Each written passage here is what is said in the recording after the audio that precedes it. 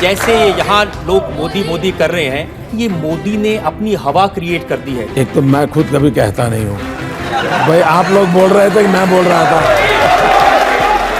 जनता की सुन लीजिए। ये जो जनता के मोबाइल फोन है, इसके ऊपर मैसेज आते हैं। मैसेज आया, ट्विंकल ट्विंकल लिटिल स्टार, अब की बार मोदी सरकार। मैसेज आया, राहुल गांधी ने खाई चॉकलेट बार, अब की बार मोदी सरकार।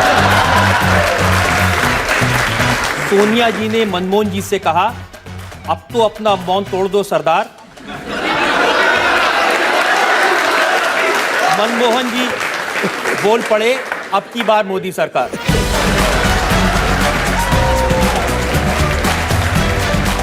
मैं मानता हूं कि अगर ये सोशल मीडिया न होता तो देश की क्रिएटिविटी का, देश की आवाज का पता ही नहीं चलता। लेकिन राहुल कहते हैं कि मोदी जी ऐसे आदमी हैं, ये गंजों को कंगा बेच सकते हैं।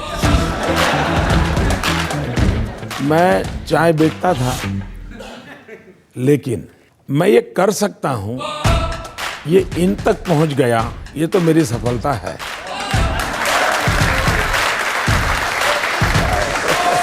आपने कांग्रेस की काफी धुलाई कर दी।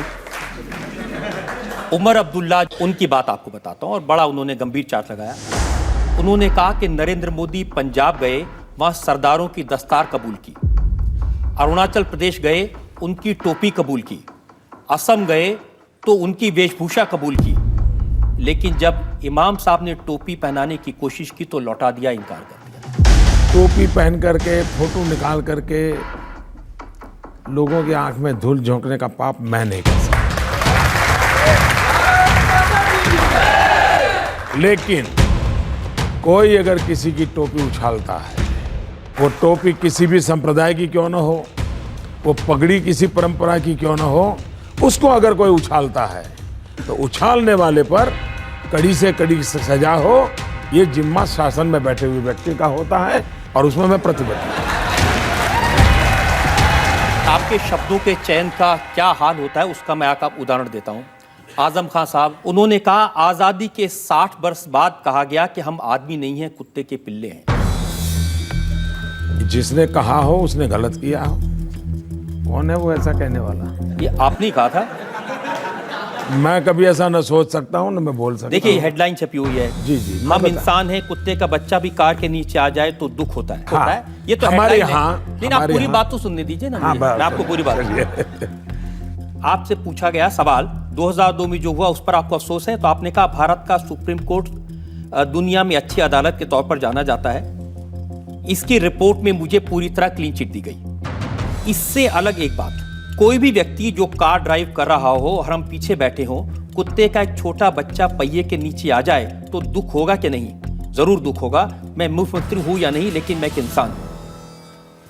हमारे देश में ऐसा कहते हैं कोई भी, अरे भाई चींटी मर जाए तो भी पीड़ा होती है। उसको अगर कोई ये कहे कि आपने इंसान को चींटी कह दिया, तो मैं समझता हूं इस प्रकार का इंटरप्रिटेशन करने वालों का प्रॉब्लम है। दूसरा, जिसने इंटरव्यू लिया था वो विदेशी होने के बावजूद भी उसने ट्वीट किया कि मोदी ने ना ऐसा कहा है, ना हमने ऐसा समझा है। ये गलत इंटरप्रिटेशन हो रहा है।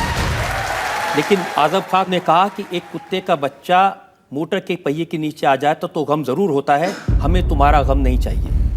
बड़े भाई, कुत्ते के बच्चे के बड़े भाई नरेंद्र मोदी जी, हमें तुम्हारा गम नहीं चाहिए। Thank you very much. क्योंकि शायद वफादारी में कुत्ते से बढ़कर के कोई होता नहीं। एक छत्र राज चलता है भारतीय जनता पार्टी में। जहां जाते हैं मोदी मोदी मोदी सुनाई देता है। हर पोस्टर पर मोदी का नाम होता है।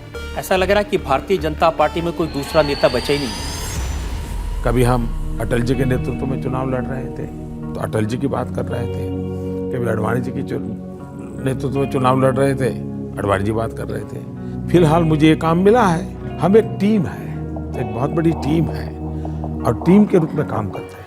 लेकिन कांग्रेस में कम से कम ये क्राइसिस नहीं है। वहां तो तय है कि लीडर कौन है, किसकी कमांड चलेगी। और यही तो कांग्रेस की दुर्दशा का कारण है। देश की आरती उतारने के बजाय वो एक ही परिवार की आरती उतार रहे हैं। यही तो मुसीबत का कारण है। मनमोहन सिंह जी ने ये कहा कि Rahul Gandhi has outstanding credentials to become prime minister और मैं उनके नेतृत्व में काम करने को तैयार हूं। आपकी पार्टी में किसी बड़े नेता ने यह कहा कि मैं आपके नेतृत्व में काम करने को तैयार हूं? इसका कारण है कि मैं कहता हूं कि मैं सबके नेतृत्व में काम कर रहा हूं।